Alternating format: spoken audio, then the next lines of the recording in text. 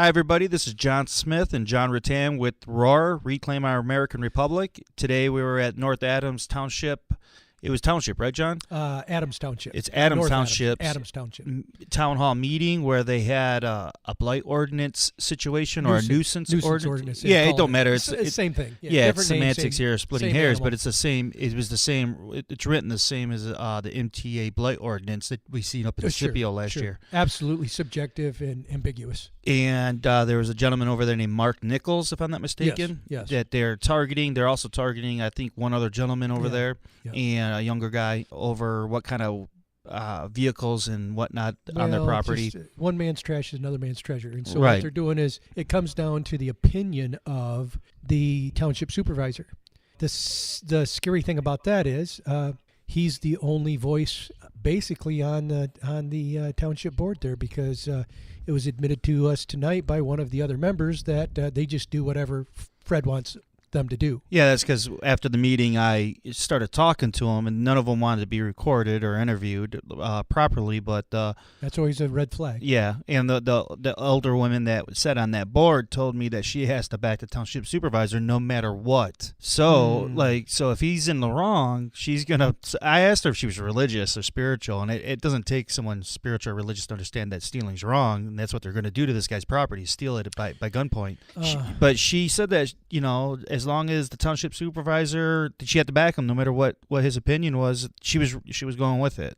Yeah. So and she's by the way, John, she was the treasurer. Yeah. Oh, that's scary, isn't it? Yeah. So she is going to back him whatever he does. So if he does something illegal, so it's the Nuremberg trials all over again. Well, I was just doing what I was told. Well, I was just supporting the supervisor. Doesn't relieve you of the moral responsibility of what you're doing. You were elected there to speak your piece and to support your constituency that put you there in voting in a way that is keeping their life, liberty, and their property, which is what the Declaration of Independence says. They're supposed to be there to protect their life, liberty, and property. We talked about that tonight, how democracies, even James Madison said, democracies are not compatible with the rights of property, democracies.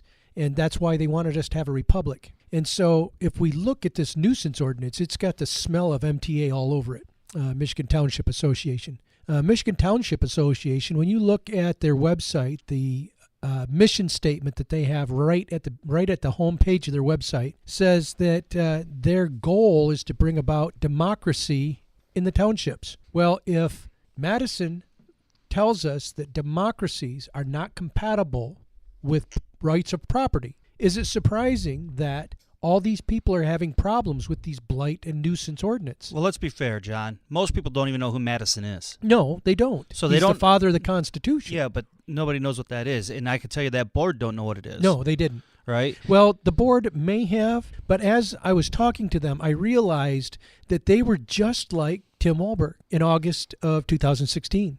When he wanted to argue that with 218 votes, he could pass anything by virtue that he was placed there by the people. Now, that's a progressive ideology of direct democracy. Well, some people, even that guy in the room today, was going to expound on that before he got cut off. Sure, but what it was is they want a direct democracy.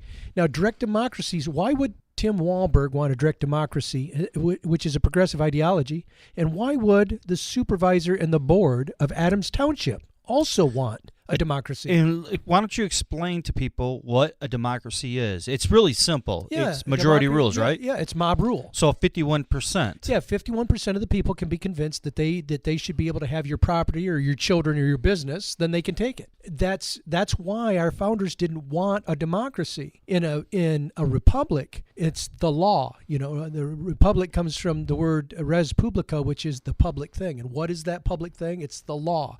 That law means that is the center of everything, and our three branches of government are under the law, the same as the people are under the law. But if you realize in the 20th century, when we started getting this progressive ideology of direct democracy, one of the things that we started seeing is these legislative boards that would vote themselves not under the laws that they create. This is not compatible with a republic, but it is compatible with a democracy. Just like the township supervisor, his property wasn't in compliant. No, but here's the problem. That nuisance ordinance 17 is all about one person's opinion. It's regulatory law at its finest. It's administrative law where it comes down to one person's opinion. So it is so ambiguous and so subjective that, and it comes down, one man's treasure is another man's trash. But if I happen to think that your property is trash and I think my property is beautiful because it's my treasure, then we can always draw the line in the sand. Yeah. Like if I built a $5 million house next to your $1 million house, your house looks like crap. Sure. So I'm going to make by a complaint. Comparison. And then we're going to make this into a complaint-driven. Right. But you see, here's the thing, though. If the elite who are controlling the democracy get to decide what is trash and what is treasure, then you can see where democracies only support the elite. So democracies only support the elite class. Now, is the township board in Adams Township part of the elite? Absolutely, because they're part of the ruling class. They've been voted in as part of the ruling class. So thereby, anybody that's the ruling class, anybody that's socially economic, has a social economic advantage, such as, let's say, professionals such as doctors and lawyers. Out here, it'd be like the Godfreys, farmers. Sure, Godfreys are part of the elite class for Hillsdale. Big farmers. Absolutely. Big agro. And where are they on? They're on all the agricultural boards, and so basically they get to pump everybody's wells dry and all their ponds dry in October, and nobody can say anything about it. Why? Because they're the elite. Elites love direct democracies because direct democracies only support the elite class. And I think they do it blindly, too. I mean, by default, it's almost like... Well, it's self-evident truth. Yeah. This is the faction that's sown in the very nature of man, and that's exactly what Madison talked about. Let's break this meeting down right from the start, because it was quite a strange interaction. I did get it on Facebook Live.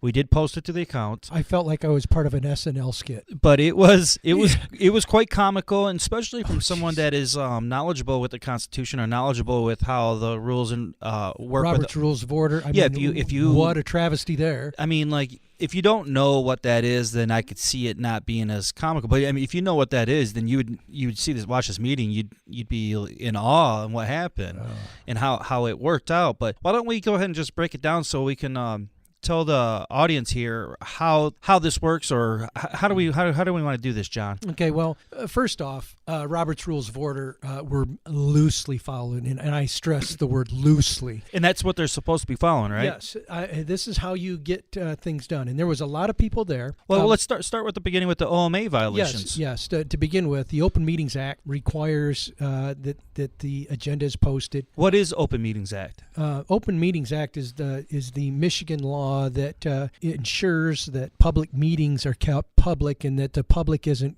kept in the dark, that there aren't decisions made with public money secretively, and that the meetings don't have quorums, for example. Yeah, the meetings have to be objective and not subjective. So, for an example, like if they have they lock the doors and the public's not attending, that would be illegal, huge violation. Right? That'd be illegal. They can't do that in private.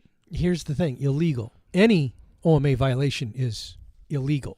However, if they do it knowingly with intent, that takes it past just being illegal and it takes it to the criminal realm. Right. So if they know that they're guilty of Open Meetings Act law and they continue, then by intent, which shows intent, by intent and consent, they've decided to break that law, and that makes them criminal. Let's be fair here. Adams, like me and you have been to quite a bit of township meetings all around the Hillsdale County area, and it's very common to see these violations in the smaller townships. Well, let me say this. It's easy to see the Robert's Rules of Order violations, which aren't really huge things. For the most part, they do. I'm talking about the OMA stuff. I know, but for the most part, they do follow the OMA.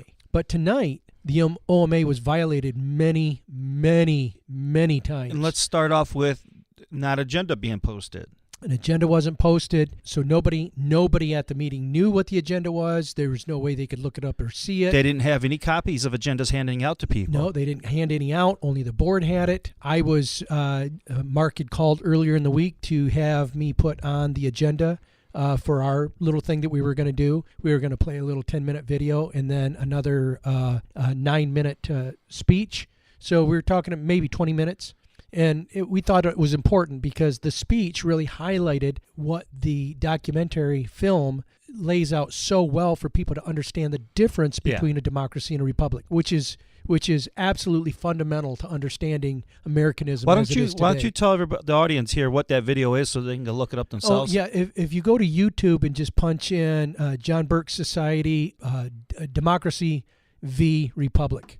Democracy versus Republic. Yeah, it'll come right up. John Birch Society. It's a great video. I think it's actually 12 minutes long. Approximately. No, 10 minutes and 58 seconds. Oh, okay. Almost 11. Almost 11. And it's a great video. It's actually it's quintessential. It's understanding Americanism. It's the basic understanding of what a republic is, and it really did help me as far as moving forward to understand what a republic was and the difference between republic and democracy and why we're not a democracy. Well, the word democracy has been used so much and it's so abused. Wrong. That's right. That what happens, it's just like if your child is born and you've got a dog in the house and you teach the child that the dog is a cat and you keep saying cat. When that child gets into kindergarten, everybody else laughs at them because they're calling a dog a cat. They're absolutely shocked. This is the way people should be with the word democracy. We have used the word democracy for so long. Even I've heard President Bush, President Obama, Trump, President Clinton, all of them, President Trump, Hillary. I've heard them all talk about the great democracy America. Yeah, they talk about promoting democracy in Afghanistan. Yeah, how can we take something to a country that we never had? We don't have a democracy. We have a republic. So we're digressing into the democracy here. So let's they violated O.M.A. by not posting. And then what happened was at the beginning of the meeting they let Bruce Caswell stand up and speak. The Hillsdale County, the guy commissioner that represents that community. Yep, it represents that community. And so he was on the agenda, obviously. He didn't stick around afterwards, by the way. That's why he wanted to do it first and get out of there, because I think he also saw the angry mob and he might have seen the pitchforks and torches outside. There was a lot of people that were ready to storm the castle. But, so they let him speak, and they never said anything about a time limit to him. Nothing. Yeah, and time limit. He spoke. Well, we timed it. Yeah, we timed it. He spoke 10 minutes and 2 seconds. Okay, so there was no interruptions. Go ahead, Bruce. No anything. Go ahead and speak. Do your thing. And so then the township supervisor, Fred, he looks at Mark and he says, "Okay, Mark Nichols," he said, "you're on the agenda. Go ahead."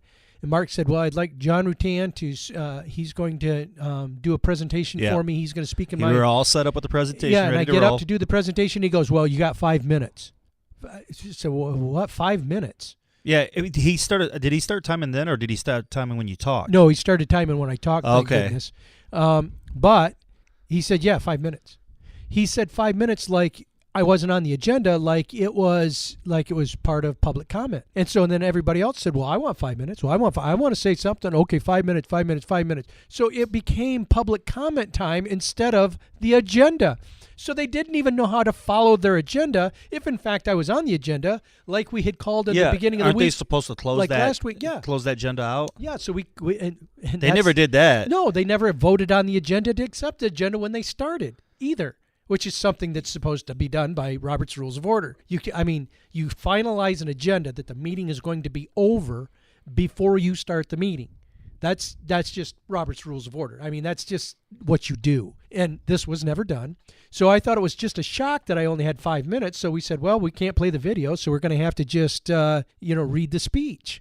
And so I timed the speech. I knew I could read the speech in about 9.5 minutes. I knew.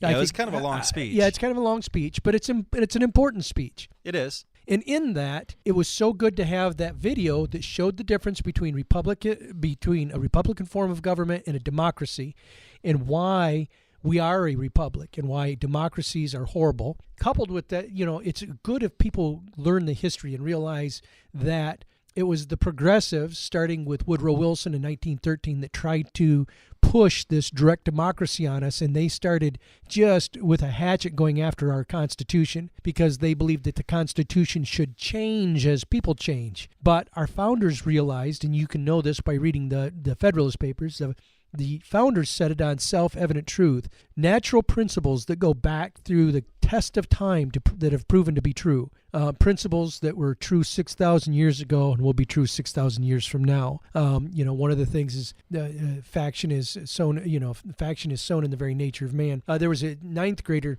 I posted a a little video on Facebook today about a ninth grader that knew more about the Constitution than probably, I would say, the lion's share of our Congress and senators. And that was one of the things he said. The Constitution and the laws of the Constitution are based on the laws of nature and of nature's God. And that comes back to the Ten Commandments. It really does. Those are the natural laws. God's law.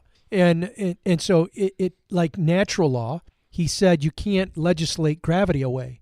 So you can't make a law that says there is no gravity and then step off a cliff and float. Doesn't work. You cannot make law against nature. You just can't do it. And that's what our Constitution is based on. It's based on natural law. So you were reading this 9-minute speech, and at 5 minutes, they cut you off. Yes, absolutely. And then the room kind of exploded. Well, yeah. It seemed there was a lot of people that wanted to hear the rest of it. Well, a lot of people wanted to hear the rest of it. The board didn't actually seem that opposed to hear the rest of it either. It's just it got out of order, right? Well, not at first they didn't, but you could tell that the supervisor was a bit angry, and you could kind of see that even in the way he ran the meeting, how he targets people.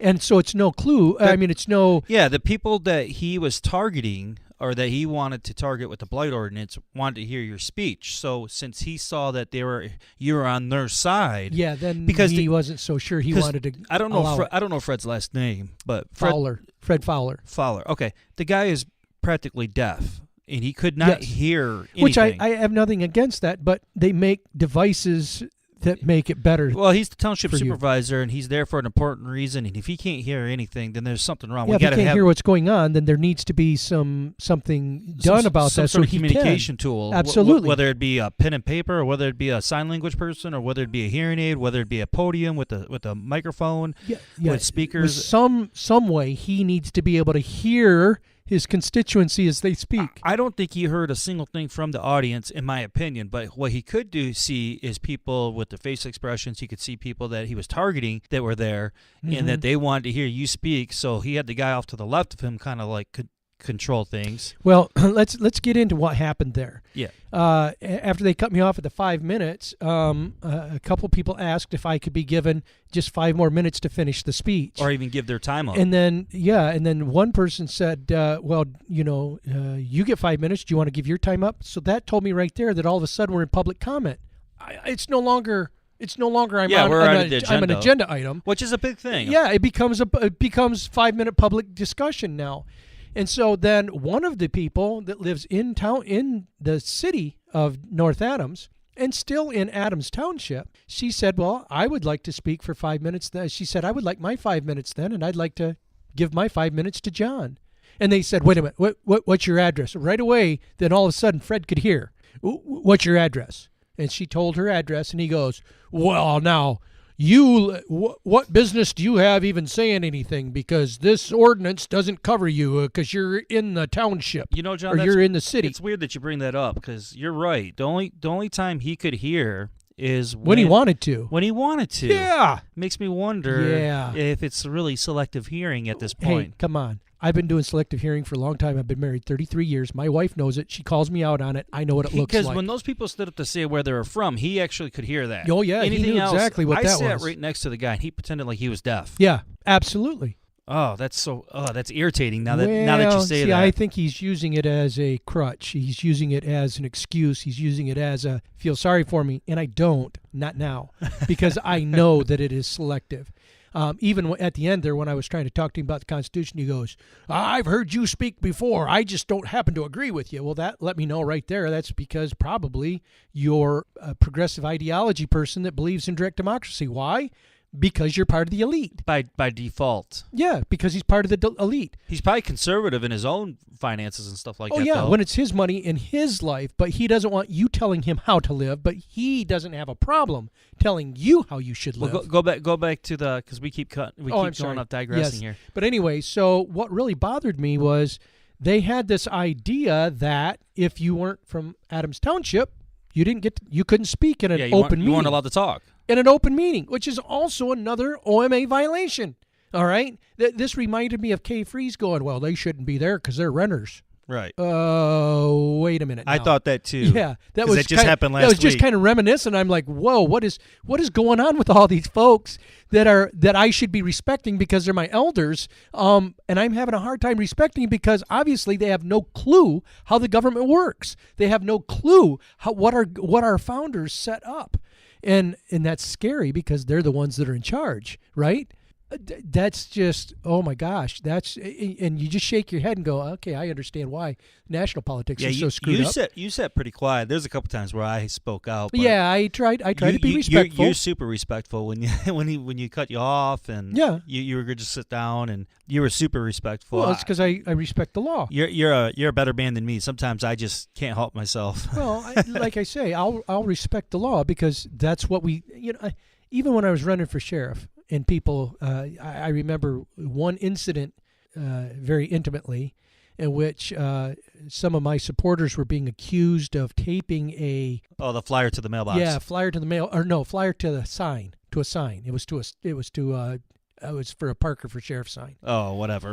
Okay. And of course, one of the people that got promoted, Tim got elected sheriff, was one of the ones that posted it, and just going on a rant about how horrible the Rutan for Sheriff supporters were. Lieutenant Moore. Oh, yeah, Todd Moore? Was Sergeant Moore. Yeah. Okay.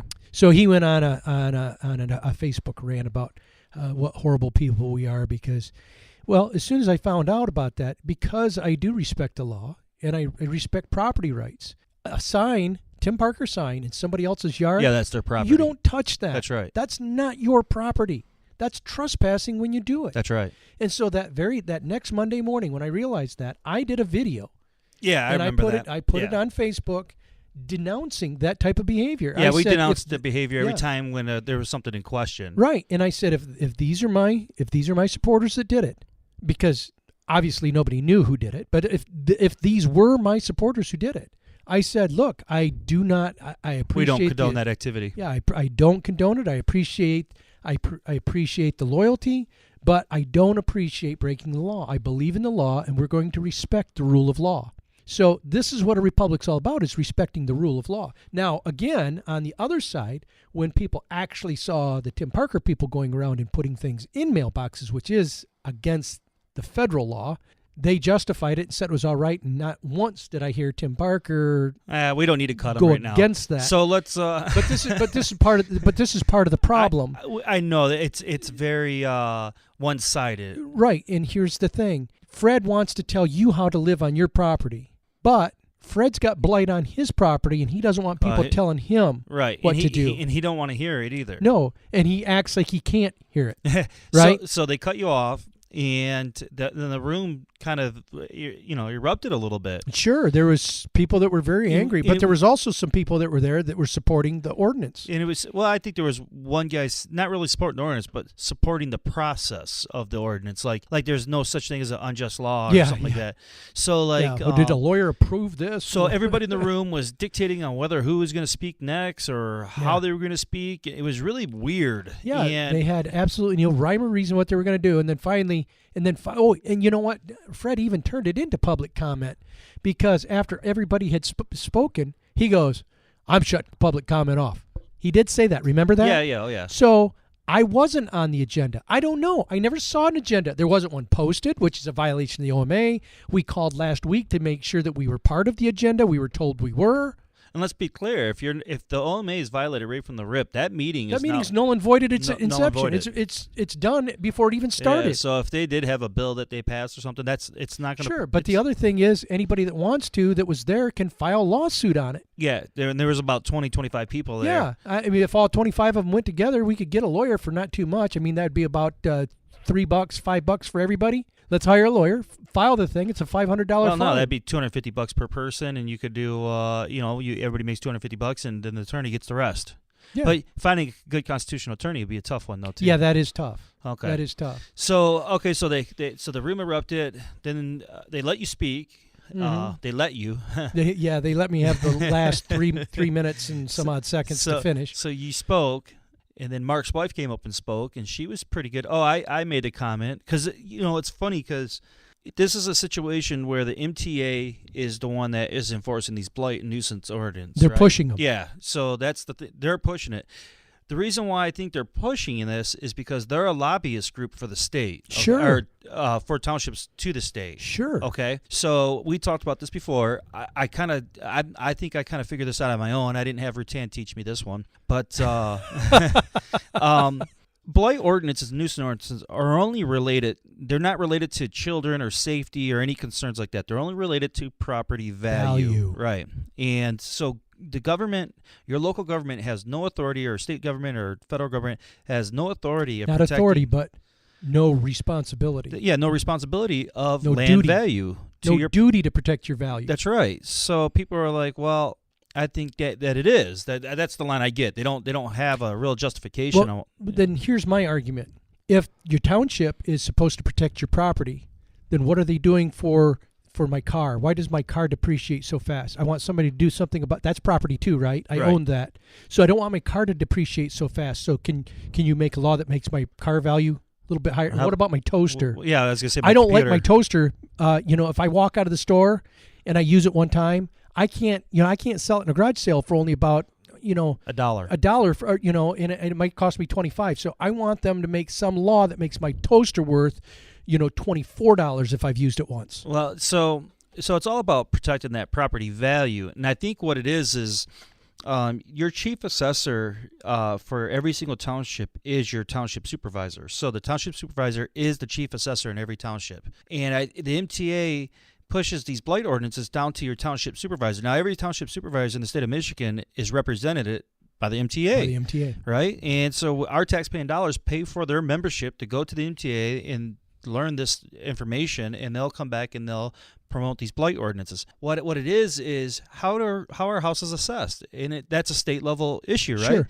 How it's assessed through the state, right? Sure. Okay. The state has certain rules that the appraisers have to follow. The assessor. The appraisers and assessors. Okay, even so all of them, they have to follow. So it they have to follow a certain conduct or a certain way to how they value a property. So, but it's supposed to be the market, right, that controls the value. But it's not. It's based off of whatever their equation is. Now they do use the market a little bit in doing comps, but for the most part, the appraisers or the assessors assess the property at whatever they. So the state wants. The state wants more money. So how do they get more money? That's by keeping property values high. So what they do is they bring in blight ordinances. What's just common sense? You see what I'm saying? Sure. So like the state level is using local level authority to keep property values high. It's no different than the union I used to have to belong to for the state. They did a contract for us one year. They got us a 3% pay increase, but we lost 12 to 18% on our benefits. And in the state union meeting, when I brought up to the union president, I said, your guys' salary in Lansing, is it based on my benefits or is it based only on my base pay? Well, they said, well, it's only based on your base pay. I said, then isn't it interesting that you're telling us we need to have a 3% increase, but we're losing 12% on our benefits? Is this pay increase for us or is the pay increase for the union? See, this is exactly what they're doing. The state using the M.T.A. goes down. If I make a percentage of what you make, then I want you to make as much as you can, right?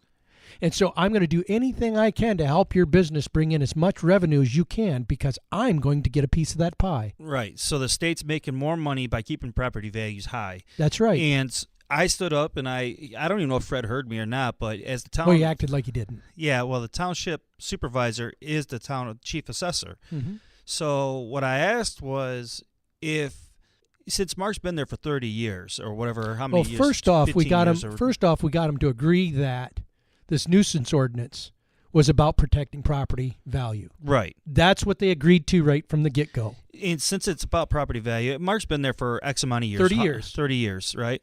In 30 years, has the property values of the neighborhood gone down, like his neighbors? And we didn't even clearly say this. Fred's property buds up on his property, on Mark's property. Yeah. So the township supervisor and chief assessor of the town buds up next to the property that he's targeting. Mm-hmm. And so I asked if the property value's gone down, like if the tax has gone down. Since he's the assessor, he can lower the taxes on the community around Mark. And he told me no, that they hadn't gone down. But I went up there and asked that, and then I said, well, once you at gunpoint kick Mark out because his property, he don't like the way his property looks. Is everybody's properties taxes are going to go up, including his own, including the township supervisor, since it butts up on his property. It clearly, you would think that his property value would go up if Mark cleans his house up. But wait a minute, let's look at the other side of that coin. If everybody's complaining that Mark's property, the way it looks, has reduced their property value, then all the township supervisor has to do is show me where he's lessened their tax value. I don't think he's lessened anyone's tax value. That's what I'm saying. He didn't lower anybody's tax value in the last 30 years. Okay, so if he didn't lower anybody's tax value, then what proof is there that his or anybody else's in the state of Michigan? That's right, or anybody else's property has reduced anybody's property value? Because we see this common. We've seen it in Scipio Township last year, right? Every that was the beginning of this year. Oh, yeah, beginning of this year. And then Pulaski Township started last year. Well, Pulaski right? Township last year legally robbed two farmers. Not lawfully. Not lawfully, but legally. You know, murder's legal as long as you got the law on your side. Sure. But they legally stole these over a blight, but it was a blight issue. Over a blight issue, and then it went way beyond that. You could just tell as it went into court and as it went into everything, it became Mary Smith here in Hillsdale, right? Absolutely, same thing, exact thing. It became I don't like you, so I'm going to legislate you out of here. You know, kind of the old sheriff going, I don't want you in my town, so just keep moving. And then Bill Zeiser had the audacity to say, we're not in the business of taking property. Yeah, Bill must not remember Mary Smith. Right. But he was on the board when Mary Smith's property was taken. So. I stood up and I said, I represent Mark Nichols here. And I said where I was from. And I said those two things real quick. And then I sat down. And then Mark's wife stood up and she started speaking. She was a good speaker. She kind of lost track after a few minutes, but they had her flustered. Yeah, number one. Number two, I felt like they had her pinned. She even admitted. She said, "I'm not a public speaker," but I thought for not being a public speaker, she did very well. But the other thing is, it's hard to be your own advocate when you're angry and when you're so close to a situation. Yeah, that's emotional. For sure. This is why the Sixth Amendment allows you the right to counsel and due process. That's right, because sometimes when you're that close to a situation, you don't represent yourself well because you're too emotional, right? Madison said you should operate on reason rather than passion. When you're that close to a situation, sometimes the passion gets the better of you. And so I think if she would have been speaking on someone else's behalf, I think she would have done an excellent job because she was very good. She's got a very good public persona. What I found weird was how they responded back to the crowd. Like the crowd was asking them questions and they would respond back.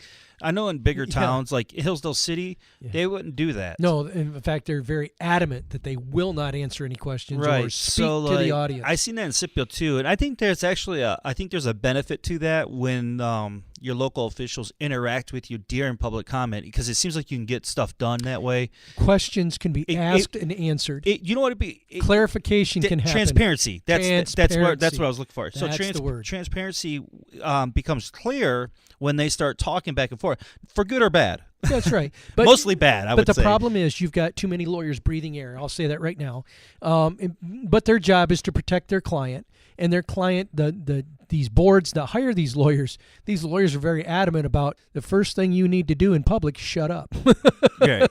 Because I can't defend you if you talk too much. If these boards are acting criminally, then they should shut up. Yeah. Let's be fair. Well, but a lot of times they feel that they're not doing anything criminal. They feel that they're protected by the color of the state. Yeah. And protected by their position. Because their attorneys tell them they're okay. Sure. And those attorneys, by the way, are M.T.A. attorneys too. Sure. So the crowd. There's never been an attorney wrong ever. Yeah.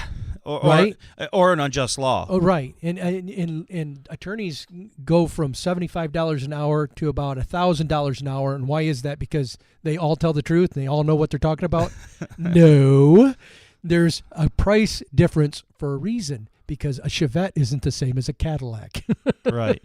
So they took on the public comment, and there was only one gentleman, I would say, that was like sort of not really disagreeing or one way or another. That was pretty much it. They didn't vote anything. They just listened, and then they moved forward. They didn't have comments at the end either. No. Usually how you have public comment at the end because a lot more people wanted to have more public comment. Well, remember, he got angry and he said, "Oh yeah, you're all out of order." Oh and yeah, so yeah. He I'm started ending cutting public comment at the end. Oh, that was another thing too. He would interrupt people when they spoke. So everybody has 5 minutes to speak. And that was on their time. Yeah, it was on their time. Or like if he disagreed with you, he wanted to end it now. Yeah. Then he didn't want to hear anymore. Yeah, he didn't want to. That was so weird. I never seen that. That wasn't weird at all. I've seen.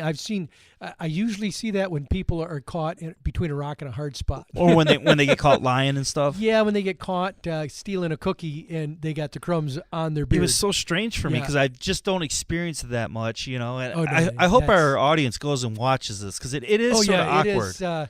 It's an experience for sure. I've watched it. I watched it again myself after I got home. It's almost surreal when I watch it, but it was even more surreal when it was happening when I was there. I felt like I was in the middle of an SNL skit. I was like, this cannot be how they do business. And this is the kind of corruption that we talk about. See, a lot of people don't relate like this type of stuff to corruption. They relate like stealing or. But see, corruption can be by intent or by omission, by ignorance. And I think their corruption is the corruption of ignorance, not a corruption of intent. I agree. Or good at like what we talk about. Best of intentions. Yeah. So after the meeting, because it kind of closed up real quick. Everybody was waiting to do public comments and they closed it up. So I ended my feed on Facebook, and I instantly walked up to Fred, and that's when he proceeded to pretend like he couldn't hear me, and he was concerned about me videotaping him. So I shut That's always a red flag. So I shut the videotape down out of respect. I shouldn't have, but we went on to talk, and he didn't agree. Like he said, he believes in the Constitution, but he was like, "Well, we told Mark in 2002 to clean his stuff up." So everything was just like he was so stern and so clueless. Yeah. On anything, like you couldn't talk to the guy like normal, like with a normal conversation. He had no critical thinking skills. I don't even know. He was like the typical angry old men movie. Yeah, well, I was gonna say there's a movie called Secondhand Lions, and it has Robert Duvall, and I forgot who the second. One of my favorite movies, and it has a young kid in it. Yeah, the kid from AI he's from Sixth Sense, but he reminds me. If I could put it in the picture or imagine a picture of an old man sitting on a rocking chair on the front porch and reading he's not even reading, but he's got like a pamphlet reading about a pipeline in North Dakota or something, and he's not even reading it, and he's clueless. He doesn't know how the internet works. He doesn't know how he doesn't have like a knowledge in anything. He's out of touch with anything. He only wants to hear, and he's angry at Well, that's the thing. He seems like he's just set in his opinion, because him and I were talking too afterwards, and that's when he went, "Well, I've heard you speak before," and he said, I don't agree with you. And I said, "Well, isn't that the beautiful thing about America?" I said, "You got the right to your opinion even if it's wrong." I'm surprised he even had that kind of conversation with you, because he seems so. Well, he didn't say it nice. He's so flat with me. Like he was angry at me for saying anything. And I said, "Look," I said, "Yes, you guys are an elected board. Yes, you guys passed this ordinance, and yes, you did it the way you were supposed to do. You published it. And nobody said anything to you about it. But now that you're enacting it, you see you've got all these mad people." I said, "So that's the beautiful thing. If you can enact something, you can also repeal it." And he goes, "Well, this is just a few people that are angry about it." He said, "This isn't everybody." And I'm like, "Well, you didn't ask everybody about it. You didn't get everybody's opinion when you voted it in, but you voted it in." See, they love direct democracy when it's in their favor. They don't like direct democracy when it's not. And then I don't think anybody realizes how that democracy works with that, how you're saying it. Sure. I told him, he said, "Well, these are just the people that showed up." And I said, "Yes, but these are the people that are angry that show up." I said, "I didn't see anybody that really, really wanted this ordinance that showed up to speak their mind. I didn't see anybody here that did that." So, and then after I spoke to Fred for briefly a few minutes, because I already knew that we disagreed, and I didn't want to turn it into an argument. Well, it's like trying to get it. It's like dunking a rock in water and expecting it to absorb water. Well, he was civil, but it was like talking to a brick wall. Well, he wasn't literally real civil to me, but okay. And then I walked over to the elderly woman, the treasurer, And we talked for a minute. She was actually really nice to me at first. And then after getting into our conversation, because I asked her if she was a religious woman, told her how I became more spiritual this last year. And I said it doesn't take a religious or spiritual person to understand thou shalt not steal. And then she was like, oh, were you filming? And I was like, yeah, I was the one filming. She's like, oh, I disagree with that. You're not allowed to film me if I don't want it.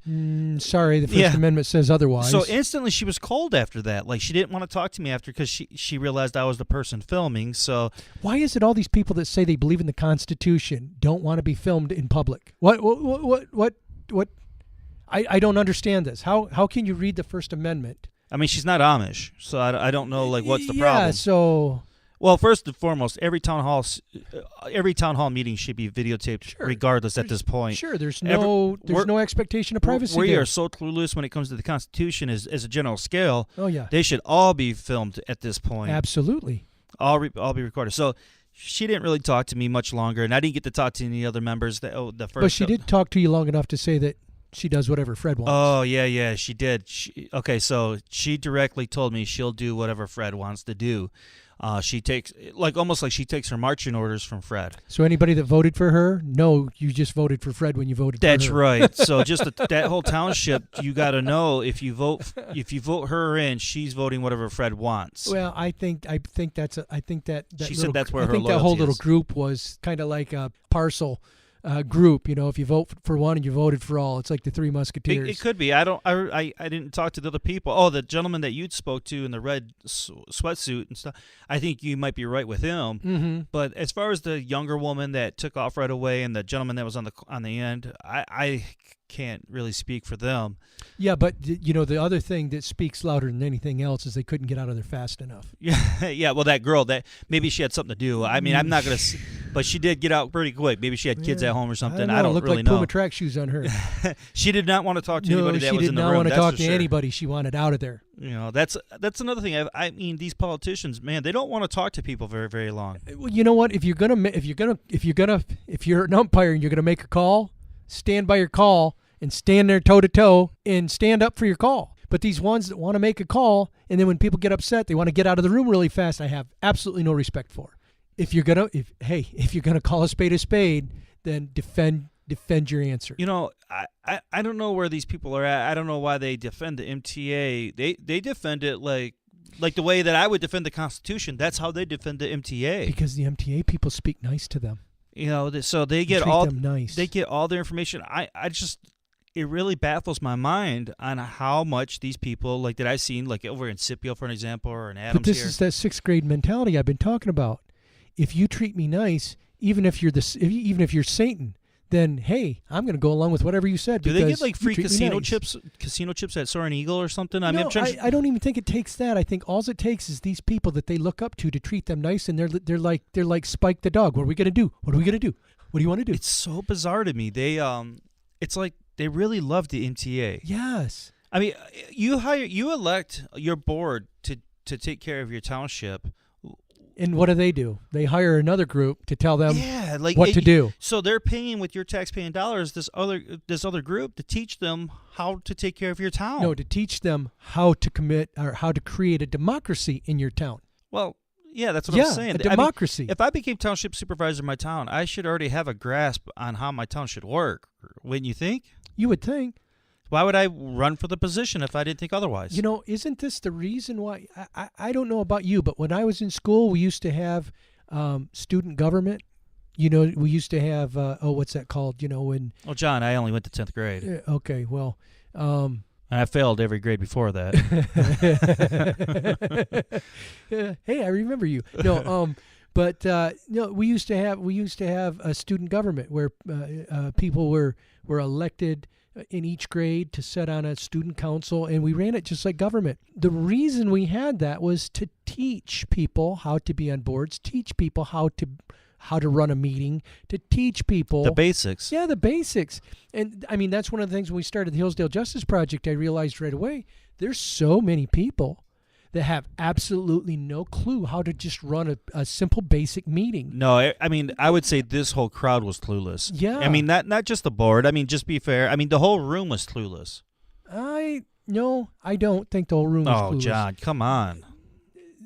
I see this in every township, and I'm not trying to I'm not tooting a horn or anything. I'm saying that I see that somewhere in the realm, 90% realm of people don't. Your Robert rules. Oh yeah, well, 90% of people don't know what it is. Yeah, well, right? Probably 99. I don't know. You got 17% of people that came out and voted for those wards this last voting count. So, I would say only a small percentage of them even understand local government activity. Well, even after everything I went through in the election, and all the speaking I did and everything, I still had somebody come up to me tonight and they said, "Hey, we'd like to vote on some of this stuff, but we were told we can't because I've got a misdemeanor." And I said, "What? Yes, you can with a misdemeanor." I said, "You can even with a felony." He said, "Well, I was told different." And I said, "Well, someone lied to you." I was asking Fred about convicted felony, because that's our kind of go-to card when there's unjust laws, because obviously the Second Amendment in the state of Michigan, you can't carry a gun. So if you were late on a child support payment. Yeah, if you're late on a child support payment, you get a felony, you can't carry a gun. Yeah. So that's an unjust law in the state of Michigan, because it doesn't say right to bear arms unless you're a felon, or right to bear arms unless you're mentally ill, or any of that stuff of that nature. What happened with the Second Amendment where it says shall not be infringed?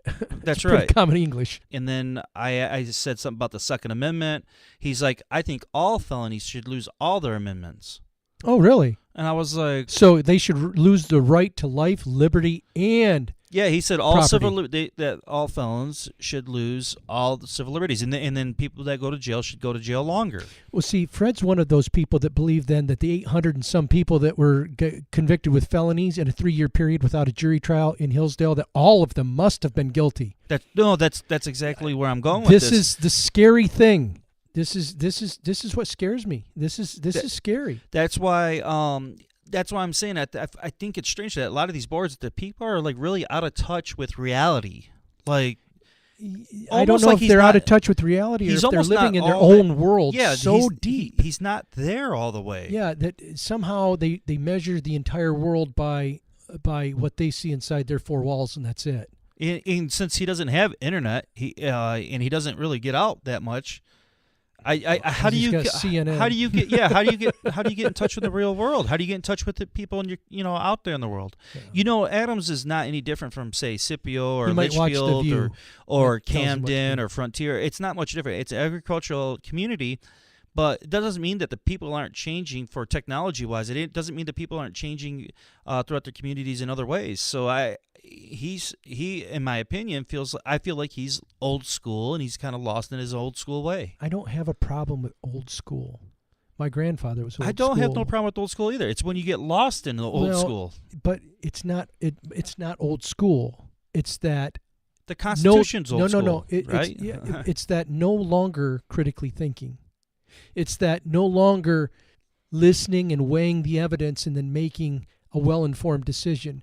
That's not old school. Just because somebody's old school doesn't mean that they don't critically think and that they don't weigh all the data and make a well-informed decision. That's not old. I mean, that's what leaders do. That's what common sense people do. He may be old school, but his problem was he didn't have any critical thinking skills or any... He shuts it down before you even walk up. Sure. He's got such a dogmatic idea of... And that's why he feels it's okay that he should be able to tell you what you need to do on your property, even though his is a mess. I don't know. It just takes me back to something I learned a long time ago that says, take the log out of your own eye before you try to take the speck out of your brother's eye. My grandfather used to put it, he used to say, clean up your own front porch and don't complain about the neighbors. Get your own cleaned up. So for our audience here, think about the people that you meet through the community. Think about some of the people that are closed-minded. They don't critically think. We're dealing with local boards with people that are just lost touch with reality. They're within themselves. I don't know if they ever had a true grasp on reality. So I don't know if they lost it. They just never had a true grasp. So if you got a gentleman that's been in the community for, say, 40 years, and just because he's been in the community for 40 years, that's not a good reason to elect him to a board. Well, and here's the other thing.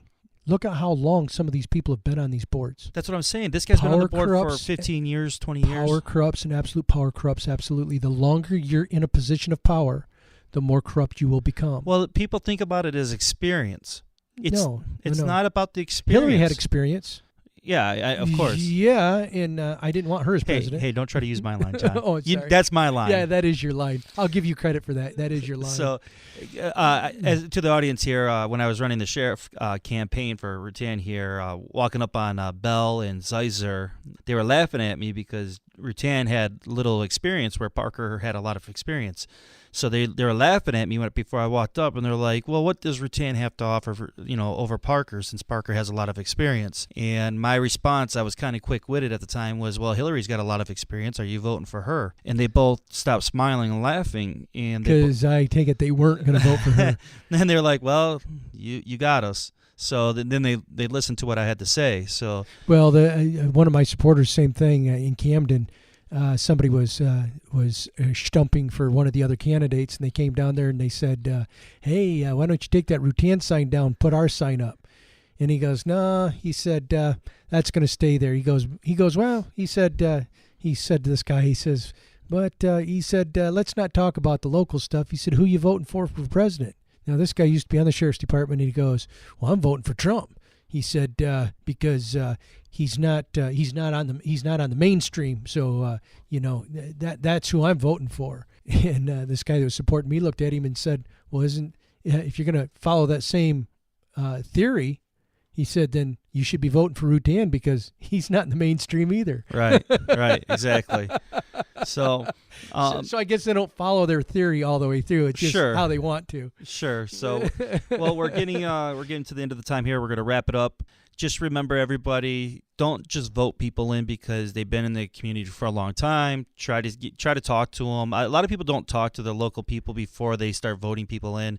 Really, if you're going to vote people in, you should really go talk to them. Your local community, so it's easy to get a hold of them and see where they're at, see if they're constitutional. I'm such a big advocate for voting, but if you don't know who you're voting for or what you're voting on, it's better to not vote. Yeah, because than it is to go in and just blindly vote. Yeah. So even though I'm such a proponent for get out there and vote, before you get out there and vote, get out there and understand the issues. You really have to talk to these people. Understand the issues. Understand see where the they're people. coming from. That's right. You might disagree with them right at the beginning, but once you talk to them, you might understand where they're coming from. Or here's the other thing: you might look at him and go, you know what, that guy's a jerk. I don't like him, but man, I think he's the one for the job. I've met people like that. I've met people I didn't like, but I voted for them because I thought they were the right person. Before we go, why don't you talk about the recall? Oh, yes. Mark Nichols and some other people have petitioned for a recall vote of the entire board at Adams Township. Now, that law changed in 2012, and our canvassing board here in Hillsdale, which is the chief canvassers, the board of chief canvassers, which is county clerk, which is Marnie Cass, the probate judge, which is the Honorable Judge Michelle Bianchi, and the treasurer, who is Stephanie Kaiser. They are the chief canvassers for the county. And because the law had changed and they have never done a full board recall, petition, and ballot like this, that last week, I believe it was last week Friday, they had a public meeting at 2:30 in the probate court in which they went over the law so that they could understand it and make sure that they were doing everything by the law that was proper. What a concept. A group of people that actually got together and researched it to make sure that they were doing it the right way. That's refreshing. Yeah, it's unusual. Yeah, it's very refreshing. So anyway, they got together to decide how it was that they needed to do it to make sure that they were following and complying with the law. So now the next step is it's going to go to a verbiage council in which the canvassing board will look at the petition and make sure that the wording is proper and correct. If they decide that the wording's not correct or that it's not proper, they can throw it out. At that point in time, it could be dead. Or they can say, all right, we're going to have this. At that point in time, then the people have to collect 240 signatures. That's not many signatures. Not. Oh, my God. 240 signatures from Adams Township. I was surprised on how low the number is. Well, and so if they can get that, then if they can get it in time and everything goes well, it could be on the May election for recall of the entire Adams Township board. If not May, then it can also go till the November election. It makes you wonder how they feel inside when they have people that start signing that. My thing is I feel bad for people that are in bad situations that But the other thing is, just like Fred thought that everybody that has a felony shouldn't have any rights, he really doesn't care. And my thing is, if you do something and you're guilty of it, then you've got the responsibility of it. I'll feel bad for you, but you still have to face the responsibility for your actions. That's what we have. Rights come responsibilities. And that woman that's backing him on that board, 100%, she can go down with him. Yeah, that's right. So my thing is, I feel bad for him. But the other thing is, I think they think, and this is just my opinion, I believe that they feel that they're completely insulated because of their position, because of the color of the state. The problem is, in my speech, I brought out U.S. Code 18, which is the criminal code, and U.S. Code 42, which is the civil code. U.S. Code 18, there's some things there that if we can see that they've done that, then they're no longer protected by the color of the state. USC 42, 1983, for example, subsection 1983, is another lawsuit to pierce the color of the state. And if they did some things that were above their authority to do, and they did it in a malicious manner, then what can happen is those people on that board can lose their personal property which for we restitution. Have evidence of tonight. Sure, is what happened. Sure, absolutely. And the more they talked tonight, and the more they did what they did, and the more Monty Python-ish the whole thing was, the more evidence there is towards it. And with that kind of arrogance, it ain't going to change next month. Well, what cometh before the fall? Pride. Exactly. So, I mean, we're not going to see much of a change there, I don't think, in my opinion, either. I think the next meeting is going to be just as Monty Pythonish. Oh, I believe so. And might even be a little bit Benny Hillish, but be honest with you, I'm kind of looking forward for it. Yeah, I want to go again. This one was fun. Not that I'd like to see bad things happen to community. It's almost like a devastation action, like a hurt. It's like a train wreck. Yeah, or I want to. You don't want to see it, but you can't look away. Yeah, I don't. I want to see a tornado. I don't want it to hit my house, but I want to hit it like a trailer park, but not mine. Yeah, I don't even want it to hit a trailer park. My thing is, it's horrible, and I don't want to watch, but I can't look away. Yeah. So, well, to our audience, you guys have a great night, and we'll be back in a few days. Good night.